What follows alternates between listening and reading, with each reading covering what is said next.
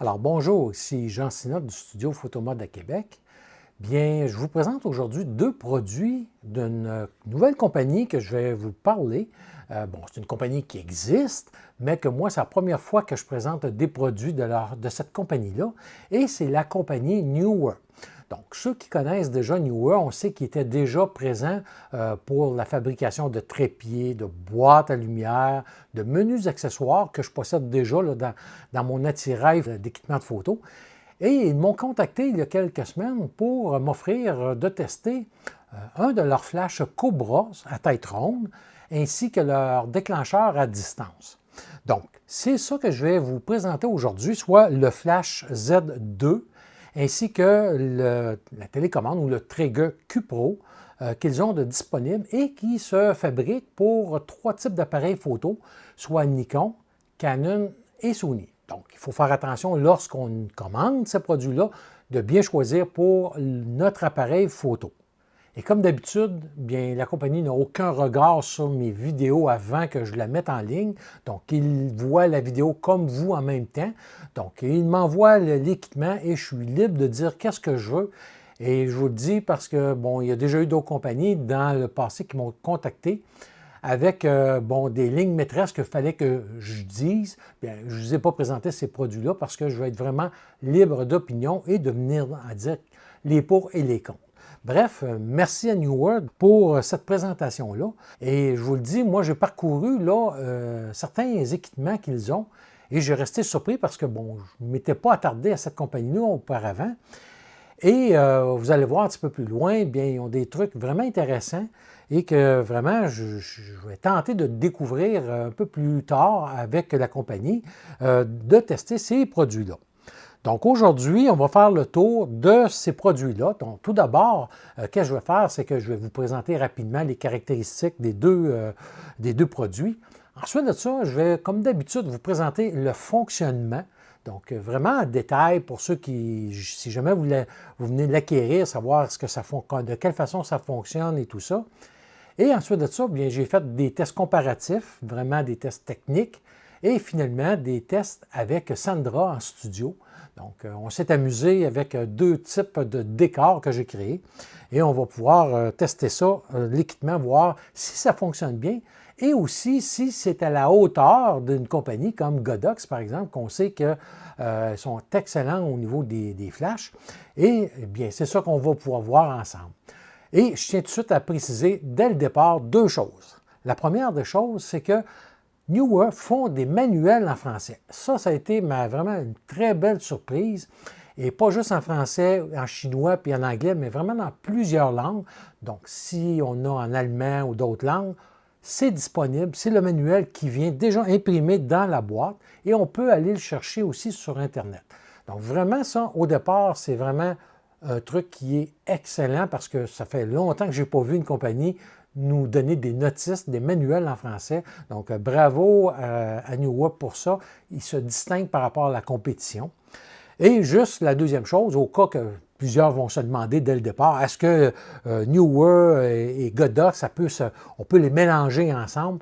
Eh bien non. Même si c'est un système qui se ressemble au niveau de la manipulation des menus, vous allez voir, c'est complètement deux systèmes séparés. Donc, on ne peut pas contrôler la distance des Godox avec le Neewer et vice-versa. Alors, qu'est-ce qui est inclus avec le flash? Bien entendu, on va avoir l'unité comme telle.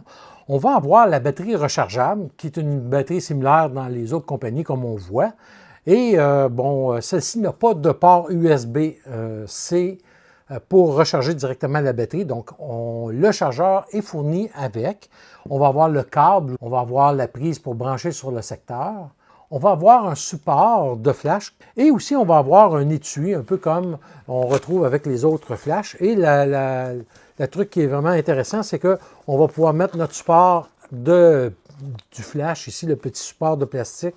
On a une pochette en arrière et aussi la ganse d'effet ici, donc pour qu'on puisse passer par-dessus notre ceinture de pantalon, entre autres, ou une bretelle de sac à dos. Bref, ça vient avec, c'est inclus avec. Et pour le Cube Pro, bien lui, il vient seul et vraiment dans une belle présentation, un emballage là, qui sont très soignés. Et encore là, le Cube Pro vient avec un manuel d'instruction en français.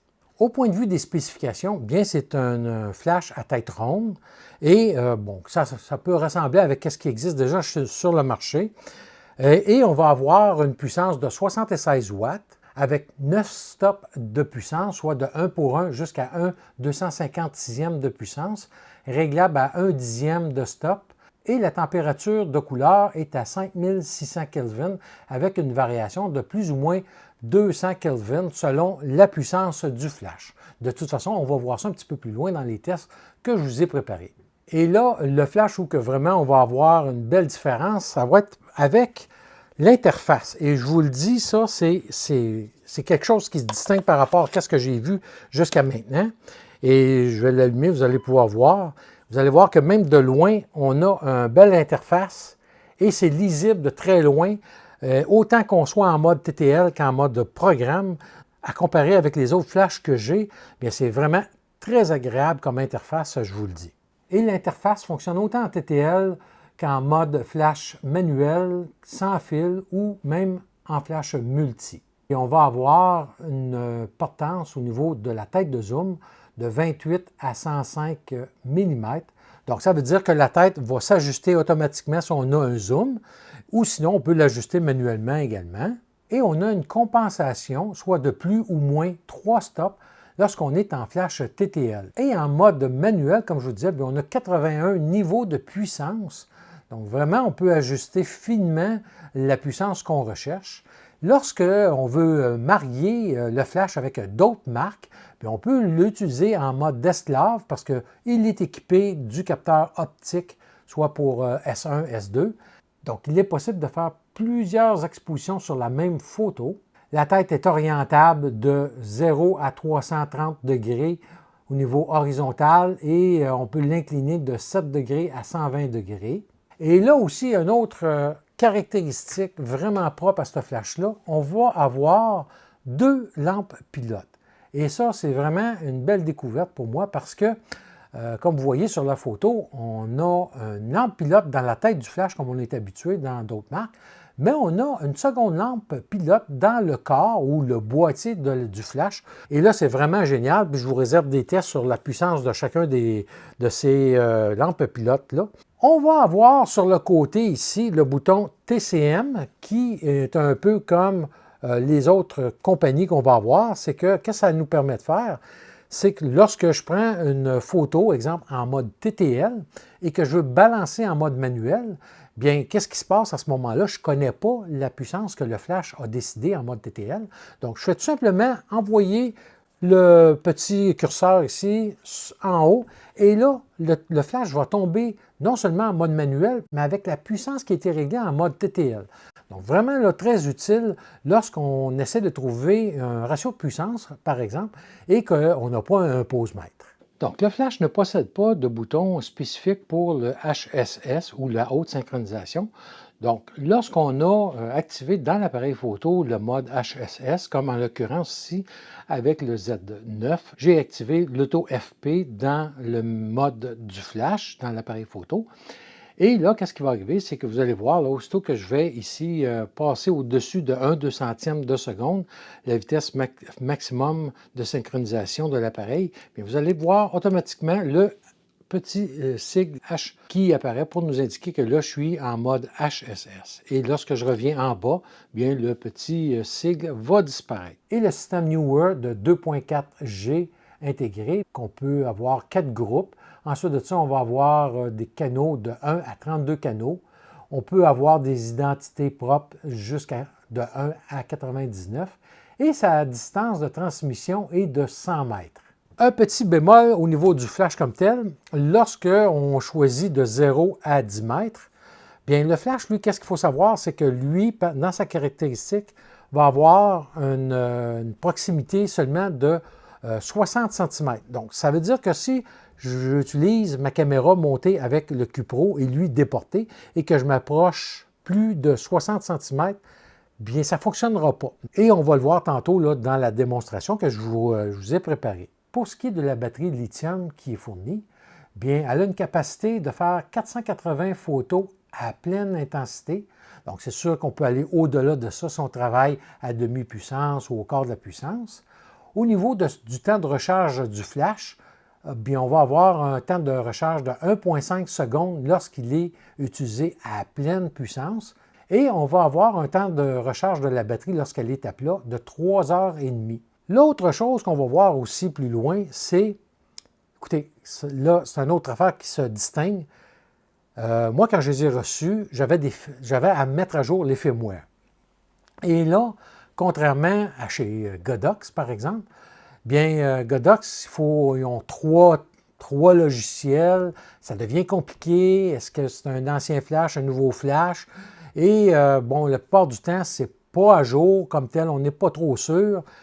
Ceux-ci, bien écoutez, c'est pas compliqué. Je vous ai préparé une petite section comment j'ai mis à jour mon flash et mon QPro. Et je vais vous montrer avec le QPro comment que je l'ai mis à jour. Vous allez voir, là, bravo à Neewer, c'est très facile. Et naturellement, il est compatible en mode HSS aussi. On va avoir un poids de 580 grammes pour ce qui est du flash. La tête, elle est magnétique également, donc ça veut dire qu'on peut avoir des accessoires, un peu comme on retrouve chez Godox, et qu'on peut acheter en option. Donc c'est un autre truc que Neewer ont de disponible. Et pour ceux qui sont sur Nikon, comme moi, bien le flash est compatible vraiment avec tous les modèles.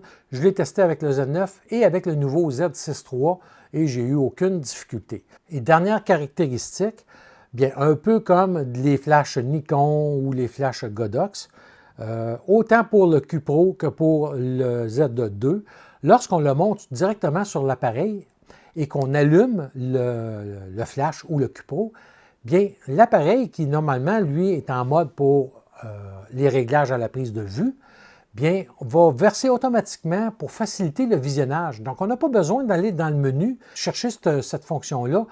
Le flash ou le QPro va le faire automatiquement en allumant le flash, donc, ou le QPro. Donc, c'est vraiment là un peu comme les flashs Nikon encore là ou les flashs Godox. Maintenant, concernant les prix, puis on va le retrouver au Canada pour ce qui est du flash à 279,99 $ et on va le retrouver en Europe à 260 €.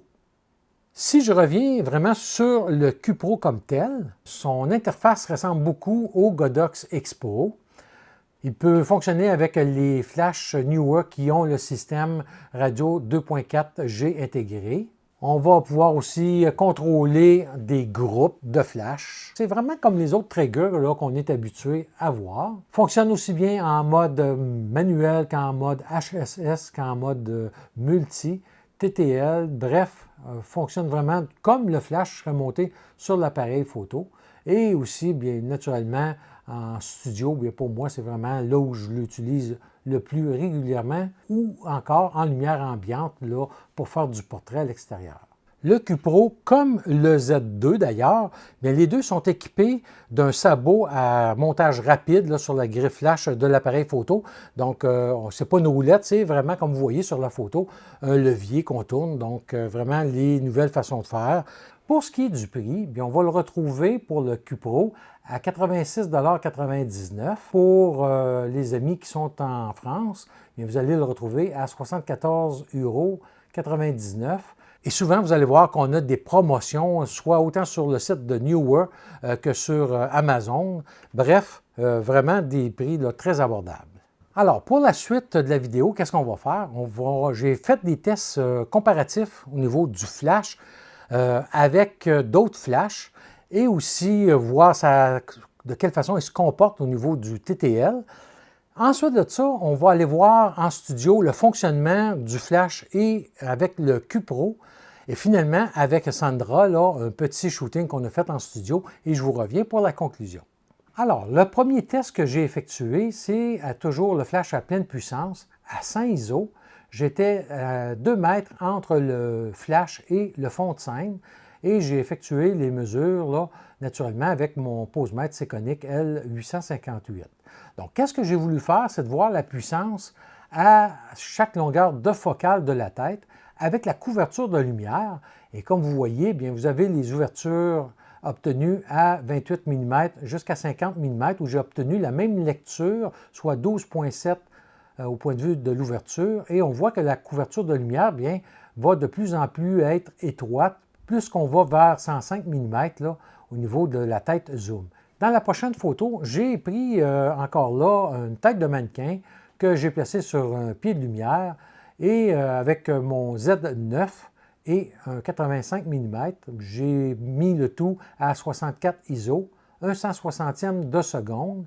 L'appareil était en mode manuel, naturellement. Ma balance des blancs était à 5600 Kelvin et le flash qui était en mode TTL est dirigé directement sur la tête de mannequin. Donc, on peut voir que j'ai quand même une belle stabilité au point de vue de l'exposition. On va avoir une petite variation au niveau de la balance des blancs entre les plus faibles puissances et la plus haute puissance. Donc, autrement dit, entre F4 et F11, j'ai une balance des blancs qui est assez stable, mais aux extrémités, j'ai des balances des blancs un peu plus chaudes. Et c'est qu'est-ce qui nous est rapporté dans le manuel, qu'on va avoir une variation de plus ou moins 200 Kelvin. Dans le prochain test, j'ai voulu tester la différence de couverture et de puissance entre le flash à tête ronde de Neewer et un flash conventionnel Cobra avec tête rectangulaire. Et on voit qu'on retrouve à peu près la même puissance de sortie à toutes les longueurs de focale. Et vous pouvez voir la couverture de lumière, l'avantage d'avoir le flash à tête ronde. Dans le prochain test, toujours 2 mètres entre l'avant des flashs et le fond de scène à 100 ISO. Le flash est toujours en déporté. Et j'ai testé à ce moment-ci les 2 flashs à tête ronde que je possède, soit le Z2 de Neewer, ainsi que le Godox V1 Pro. Naturellement, le V1 Pro, je n'ai pas installé le flash d'appoint. Et on peut voir que le flash Neewer, on a un léger gain de puissance. Et au point de vue de la couverture de lumière, bien, ça va se rassembler beaucoup entre les 2 modèles de flash.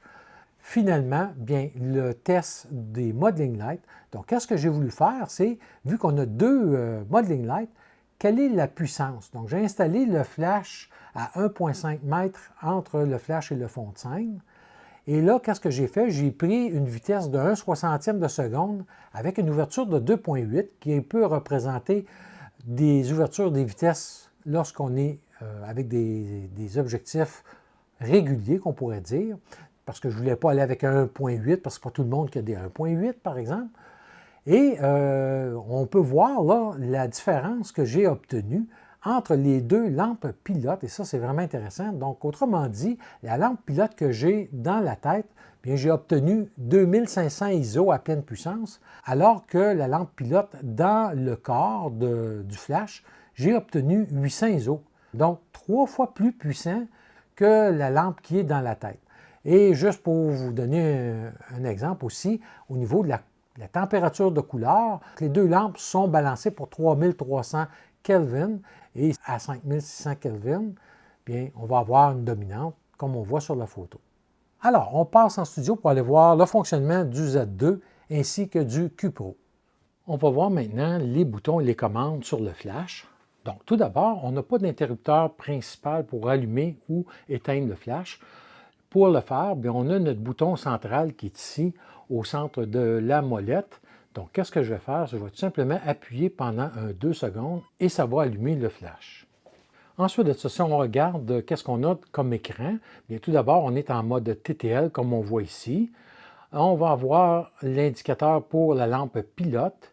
Ici, pour la longueur de focale de la tête du flash. Donc, on va voir que si je zoome avec mon objectif, j'ai présentement le 24-120 de montée, mais le flash, lui, va de 28 mm à 105 mm. Donc, vous allez voir que lorsque je zoome avec mon objectif, mais on voit que la position de la longueur de focale va suivre l'objectif.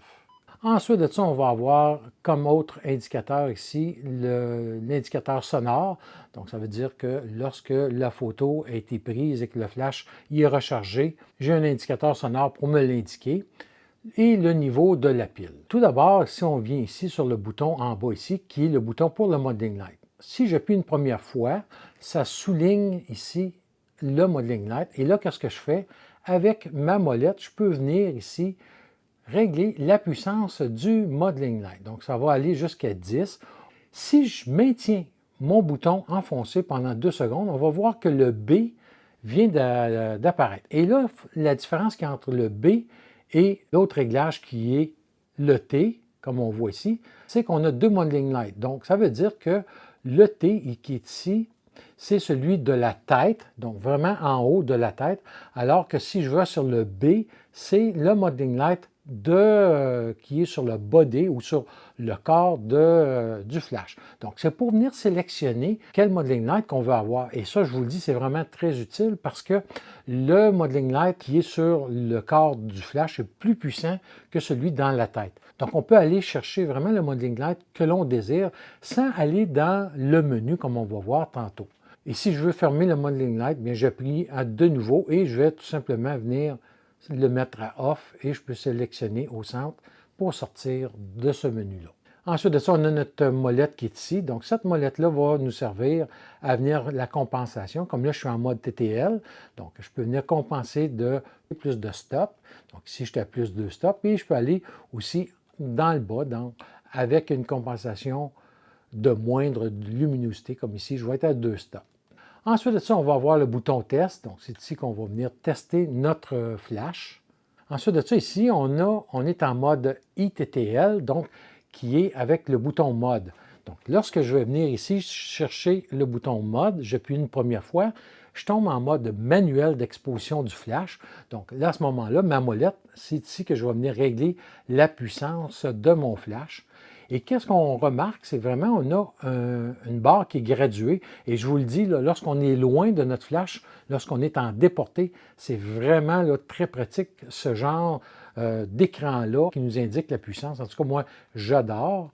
Et si j'appuie une autre fois, on va avoir à ce moment-là le mode répétition ou multi. Et là, tout simplement, ici, on va pouvoir venir régler le nombre d'éclairs qu'on veut avec le nombre de Hertz. Donc, ça veut dire que si, exemple, je vous mets ici à l'écran, si je mets 10 éclairs dans 5 Hertz, ça voudrait dire que je dois diviser 10 divisé par 5 pour avoir un temps d'exposition de 2 secondes minimum pour avoir nos éclairs pendant cette exposition-là de l'appareil photo. Donc, si j'appuie à nouveau sur mon bouton Mode, je reviens en mode TTL. Ensuite de ça, on va avoir ce bouton-là ici qui a 2 fonctions, soit de rentrer dans les réglages du zoom et aussi au point de vue des réglages personnalisés ou des fonctions. Donc, on va appuyer une première fois rapide et on peut voir qu'à ce moment-là, le mode zoom est sélectionné et à ce moment-là, qu'est-ce qui va arriver? C'est que je peux aller manuellement régler, comme on voit, on entend même la tête du flash, voilà. Et si je veux revenir en automatique, bien, je vais ici jusqu'à temps que le A apparaisse. Et si j'appuie pendant 2 secondes sur le bouton, on va voir qu'on tombe dans les réglages personnalisés. Tout d'abord, qu'est-ce qui est important de savoir en haut ici? C'est votre version du firmware. Donc, j'ai la version 1.00.08. Alors, pour ce qui est des réglages, on va voir ici, c'est AF, c'est-à-dire qu'on a une petite lampe en avant pour venir aider à faire la mise au point lorsqu'on est en faible lumière. Pour le moment, avec le firmware que j'ai, ça ne fonctionne pas avec le Nikon Z6 III. Par contre, je vais vous dire que je n'ai pas de besoin, même si ça fonctionnerait. Personnellement, je laisse ça toujours à off parce que même l'assistance de l'appareil photo, je laisse ça à off tellement le système autofocus, il est bon. Donc, ça ne me dérange pas vraiment, mais c'est là qu'on pourrait venir assigner si on veut avoir cette petite lumière-là qui vient s'allumer lorsque la caméra a de la difficulté à faire l'autofocus. Ensuite de ça, on va avoir Standby, donc soit de le mettre en dormance ou non. Et c'est tout simplement on-off. Moi, je le laisse à on. Et qu'est-ce qui arrive à ce moment-là? Lorsque le flash tombe en dormance, pour le réveiller, bien tout simplement, qu'est-ce qu'on fait? On appuie sur notre déclencheur et à ce moment-là, le flash va se réveiller. Par la suite, on va avoir le stand-by ou la dormance aussi du flash lorsqu'il est en mode récepteur ou déporté. Donc, je peux ici, à ce moment-là, venir sélectionner 60 minutes, 30 minutes ou je ne veux jamais qu'il tombe en dormant. Ensuite de ça, on va avoir l'avertisseur sonore, le beep. Donc, lorsque je prends une photo et que le flash, une fois rechargé, le bip va se faire entendre pour me dire que le flash est prêt à être déclenché à nouveau. Le scan ici, c'est pour scanner les ondes, donc pour trouver les canaux où il y a moins d'interférences. Donc, si on va dedans, vous allez voir, je vais mettre à Start, et on voit que le flash a déjà scanné tous les canaux et me donne les canaux sur lesquels je peux utiliser ici dans mon environnement où il n'y a pas d'interférence. Le prochain menu, c'est le canal, justement. Donc là, présentement, je suis sur le canal 11. Ici, ID, c'est lorsque je peux donner une autre identification que le canal. Donc, si je suis avec d'autres photographes et que pour une raison X, tous les deux, on sera sur le canal 11, bien, je pourrais, moi, venir, en plus de ça ici, sélectionner et venir mettre un autre identifiant. Qu'est-ce qu'il faut savoir? C'est que si vous faites un réglage ici, allez le faire aussi dans le QPro, parce que qu'est-ce qui va se passer? Ça ne se déclenchera pas si on a des différences au niveau de ces réglages-là dans le ID. Personnellement, moi, je vais laisser ça à off en tout temps. Ici, c'est la distance qu'on va travailler. Donc ici, j'ai une portée jusqu'à 10 mètres et je peux augmenter la portée jusqu'à 100 mètres. Personnellement, c'est rare que je vais au-delà de 10 mètres, donc je laisse à 10 mètres pour avoir une meilleure efficacité. Et finalement, ici, on va avoir le Modeling Light. Donc, le même réglage qu'on a vu tantôt avec le bouton du Modeling Light. Donc, je peux ici rentrer dans ce menu-là et choisir entre le Modeling Light sur le boîtier ou le Modeling Light dans la tête. Donc, on a les deux choix qui sont ici, mais je vous dirais que c'est beaucoup plus rapide lorsqu'on passe avec le bouton du Modeling Light comme tel. Donc voilà, ça fait le tour des réglages personnalisés. Un autre bouton qu'on va avoir ici, c'est qui apparaît dans le mode manuel, parce que si je viens ici, vous allez voir que dans le mode ITTL, on ne l'a pas. Donc, en mode manuel, qu'est-ce que je peux avoir? C'est de venir sélectionner S1, comme on voit ici. S1 qui est en slave ou avec l'esclave. Ça veut dire qu'à ce moment-là, le flash va fonctionner en voyant l'arrivée d'un autre éclair. Donc, si, exemple, je suis un flash Godox et j'ai installé lui comme deuxième flash, on sait que le système radio n'est pas compatible entre Godox et Neewer. Donc, mon flash Neewer pourra être déclenché avec l'éclair du Godox, mais par contre, je devrais ajuster manuellement sur le flash la puissance. S1 est donc pour lorsqu'on a un flash qui est en manuel, qu'on a seulement un éclair, et S2, donc lorsque je vais appuyer sur S2 ici, on voit que S2 est allumé, c'est à ce moment-là, lorsqu'on va avoir un éclair qui arrive d'un flash en mode TTL, on a un pré-éclair en mode TTL, et là, à ce moment-là, le flash va tout simplement ignorer le pré-éclair pour se déclencher avec l'éclair principal. Ensuite de ça ici, AF, donc c'est mon assistance autofocus. Donc lorsque j'appuie ici, vous allez voir qu'on a un petit AF qui vient d'apparaître ici. Donc pour l'instant, ça ne fonctionne pas. Par contre, moi, je ne m'en sers pas, donc je laisse tout le temps ça à off parce que l'appareil détecte vraiment là, en très très faible luminosité. Et qu'est-ce qu'il faut savoir aussi également, c'est que on va avoir l'autre bouton qui est ici. Et ça, ce bouton-là ici, qu'est-ce qu'il va servir à faire? C'est de venir enclencher le système radio du flash. Donc, la première des choses que je vais vous montrer, c'est que lorsque mon appareil est allumé, donc là, j'ai allumé mon Z6 III et qu'on appuie sur le bouton, on va voir que WL pour wireless ou le radio sans fil est à off. Mais on voit que si je veux aller sur ARX, ça ne fonctionne pas. Pourquoi? Parce que mon flash détecte la caméra. Donc, il y a une communication entre la caméra, comme vous voyez ici en bas, vous allez voir, qui est montée ici. Bien, qu'est-ce qui arrive à ce moment-là? C'est que mon flash détecte la caméra qui est ouverte et ne donnera pas la possibilité de pouvoir travailler en mode déporté. Donc, c'est pour ça que je n'ai pas accès au ARX, mais je vais fermer mon appareil photo et vous allez voir le ARX apparaître. Et là, qu'est-ce qui se passe? C'est que lorsque je suis en ARX, ça veut dire que le flash devient en mode déporté ou récepteur et je vais rentrer dedans. Et là, à ce moment-là, on va voir qu'il peut être contrôlé par soit un autre flash Neewer, un autre Z2, ou encore avec le QPro, le télécommande, le déclencheur à distance, qu'on va voir un petit peu plus loin tantôt.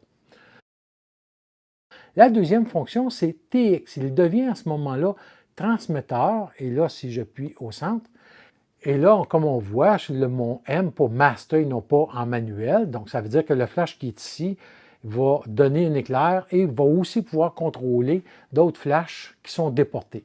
Bon, la première des choses qu'on va avoir ici, ça va être les groupes. Et ensuite de ça, pour chacun des groupes, on va avoir le mode puis le canal. Donc, qu'est-ce que je fais? La première des choses, si je veux aller régler mon flash qui est le maître, bien à ce moment-là, vu que j'ai ma petite flèche qui est ici, je peux venir sur le mode et choisir le mode manuel, choisir le mode fermé. Donc, ça voudrait dire que comme présentement, je prends une photo, mon flash principal qui est monté sur mon appareil n'émettra pas d'éclair, mais va quand même déclencher les autres flashs qui sont sur le groupe ABC. Donc, voilà, si j'appuie à nouveau, bien, je vais avoir à ce moment-là le mode TTL. Donc, je vais aller en mode manuel juste pour les besoins pour vous montrer. Je peux venir régler la puissance de chacun des groupes. Là, qu'est-ce que je vais faire? Une fois que, exemple, je vais vous mettre ici donc, 1/16e de puissance, parfait, j'appuie au centre pour sélectionner.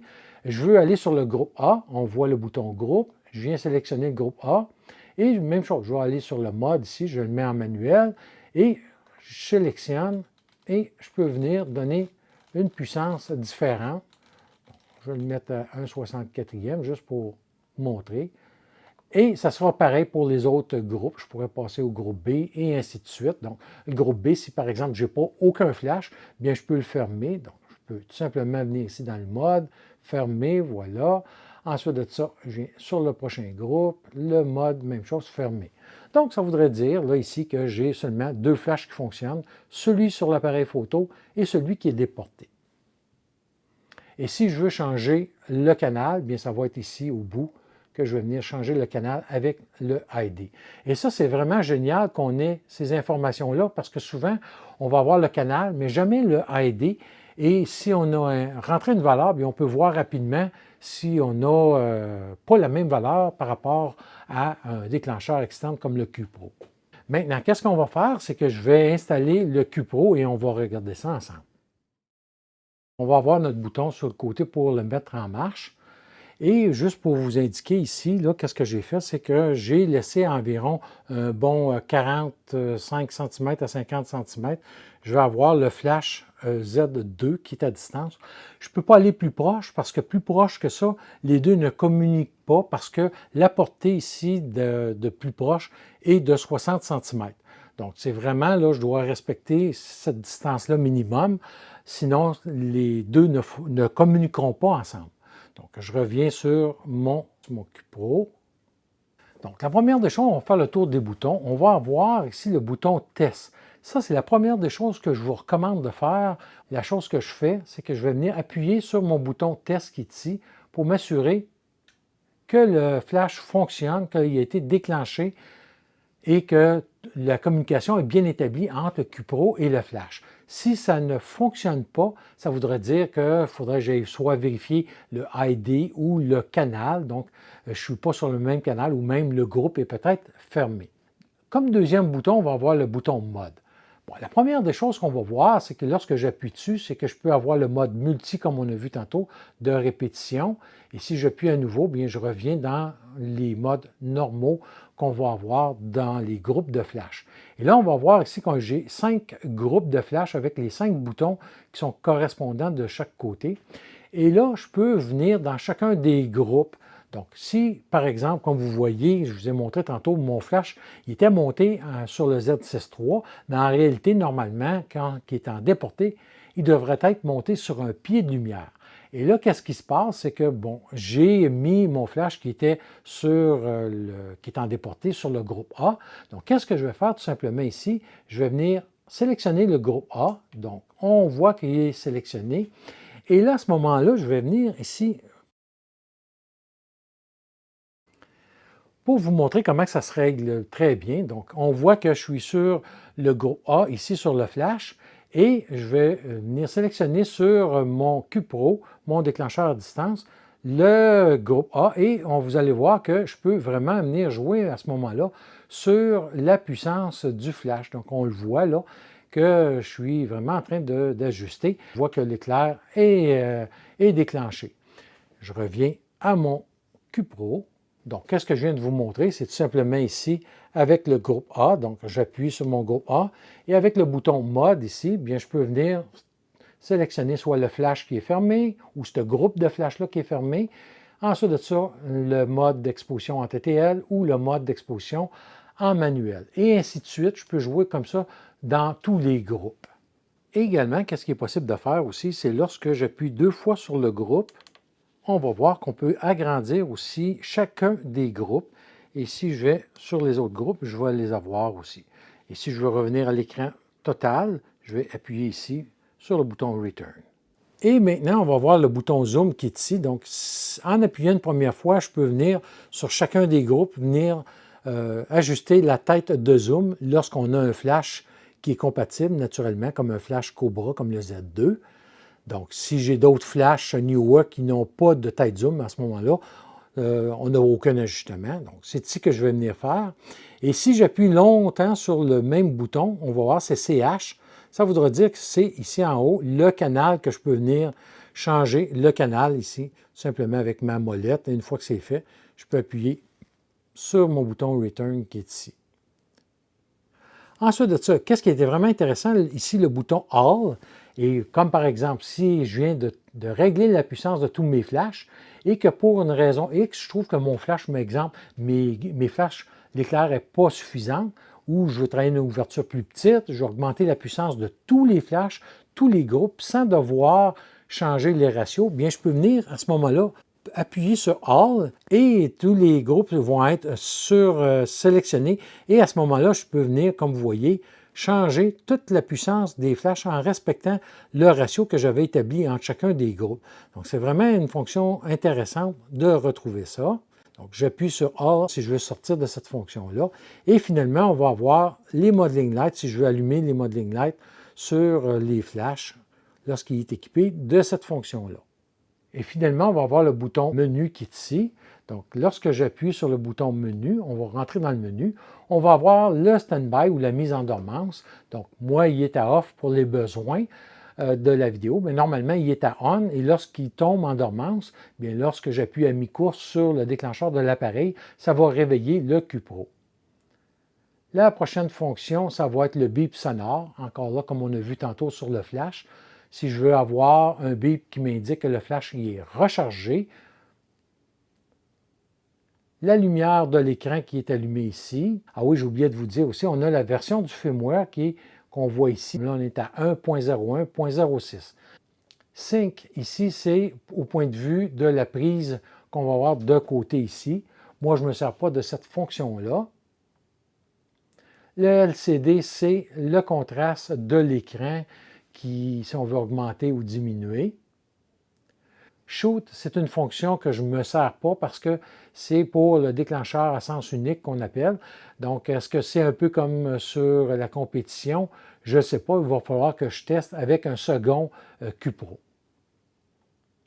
Ici, la distance, c'est pour déterminer la portée de notre QPRO. Donc ici, on est de 0 à 30 mètres. Moi, je vous suggère tout le temps de le laisser à cette distance-là parce que lorsqu'on travaille en studio, on est vraiment plus proche et c'est rare, vraiment très rare qu'on va au-delà de 30 mètres, même à l'extérieur.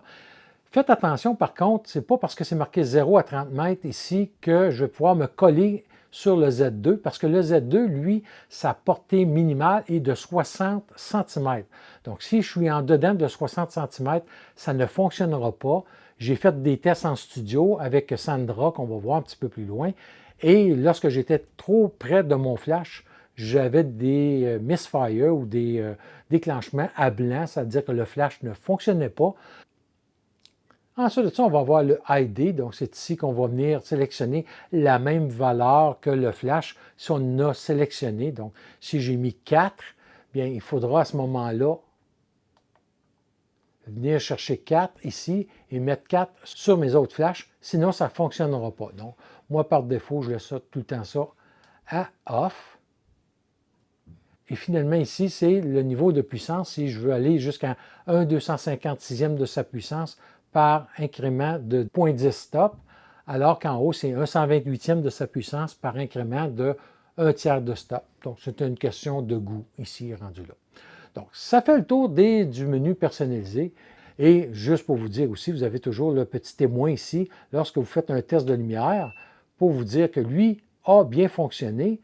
Je vais vous donner un exemple. Par exemple, je vais aller sur le canal ici du flash. J'ai changé à 4. Vous allez voir que maintenant, ici, il allume, mais le flash ne se déclenche pas. Pourquoi? Parce que j'avais mis le canal 4. Même chose si j'aurais mis l'identité à un chiffre, comme je vous disais tantôt. Donc, j'ai remis mon flash au canal 3 et vous voyez que ça fonctionne très, très bien.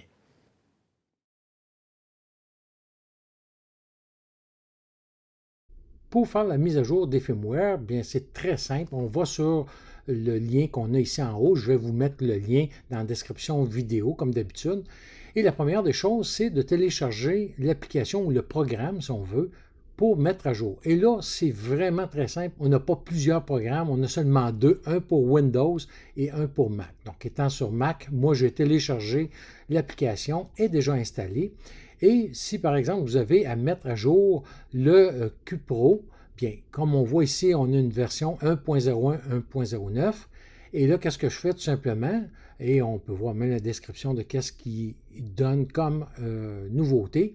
Et on a une petite fenêtre ici qu'on clique pour télécharger. Voilà, en cliquant dessus. Donc, moi, c'est sur Mac. C'est venu télécharger dans mon dossier de téléchargement.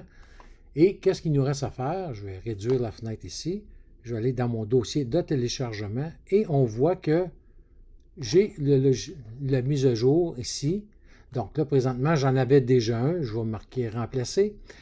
Et on voit que la mise à jour est ici maintenant pour ce qui est du QPro.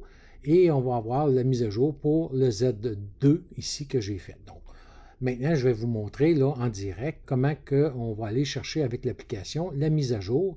N'oubliez pas que de toujours avoir des batteries pleine charge dans autant le flash que le QPro pour faire la mise à jour. On va faire la mise à jour du QPro. Vous allez voir, c'est quand même très facile. La première des choses, je vais l'ouvrir ici pour aller vérifier la version du firmware qui est installée. Donc, je vais appuyer sur le bouton Menu et on va voir ici la version, ici, version 1.01.06, alors qu'on a maintenant une nouvelle version de 1.01.09. Donc, la chose que je vais faire, c'est que je vais sortir du menu, je vais éteindre le QPro. Donc, la première des choses que je fais, c'est que je vais appuyer sur le bouton Mode, je le garde enfoncé et je vais ouvrir le QPro. Donc, on voit qu'on est en mode pour mettre à jour le firmware. Je vais brancher mon fil USB-C, voilà. Et là, on va passer à l'ordinateur. Donc, qu'est-ce que je vais faire?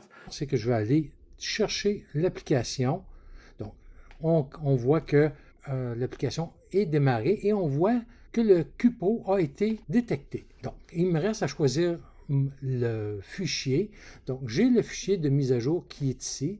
Donc, c'est lui que je dois aller chercher. Donc, qu'est-ce que je fais? Tout simplement, je clique sur Choose.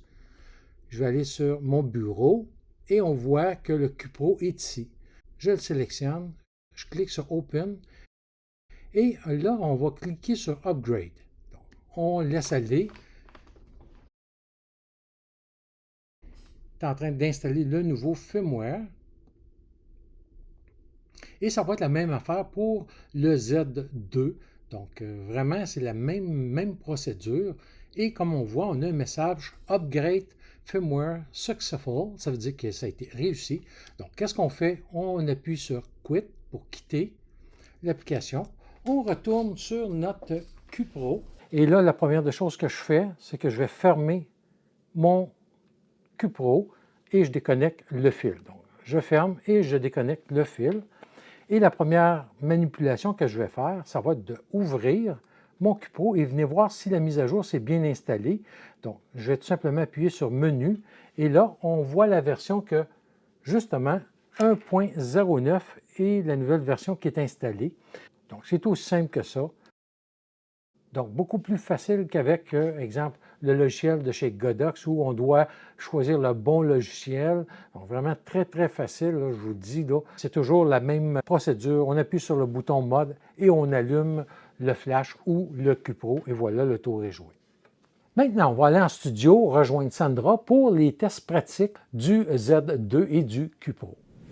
Alors, j'attends Sandra qui s'en vient me rejoindre. On va tester le Neewer Z2. Donc, j'ai installé là un petit décor et on va faire de quoi d'assez pété, comme on dit par chez nous. Et bon, je vais me servir du flash Neewer dans une boîte à lumière. Et ensuite de ça, j'ai aussi mis un autre flash régulier à l'arrière avec le mode en esclave. Donc, sur certaines photos, je vais rajouter des gels de couleur. Bref, on va faire un mélange de tout ça. Et dans une deuxième partie, bien, je vais installer un deuxième décor qui sera à ce moment-là avec du papier qu'on va déchirer, qu'on va s'amuser avec ça. Et on va pouvoir voir là, les résultats au flash du Neewer et en même temps aussi du module de commande Q-Pro.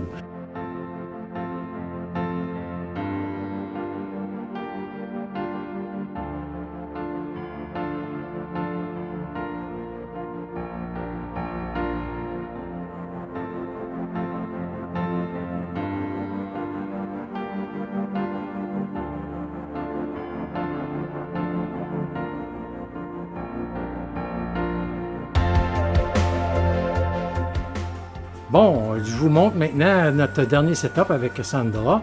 Donc, on est toujours en train de tester le flash Neewer et on a fait ici un petit setup avec deux types de papier. Donc, j'ai un fond bleu et un fond jaune. Et avec Sandra, ses vêtements, ben, c'est parfait. On regarde ça.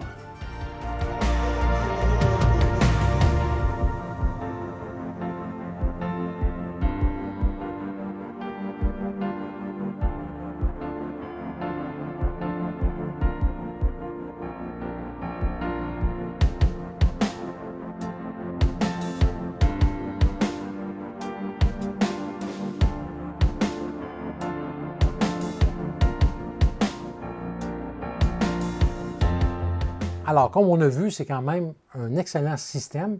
Les points forts du flash et du système comme tel, bien écoutez, tout d'abord, le manuel en français. Bon, ça, il se distingue des autres compagnies, vraiment, et dans un bon français, donc on ne cherche pas des termes qui n'existent pas, c'est vraiment bien traduit.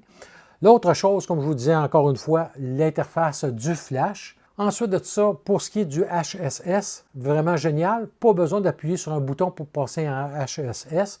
Un prix qui est excellent et aussi la façon de faire la mise à jour des firmware, encore là, pas mal mieux que la concurrence. Et peut-être le seul point négatif, à part que la proximité du flash, bien je vous dirais, c'est le nombre limité de flash qui fonctionnent avec le système.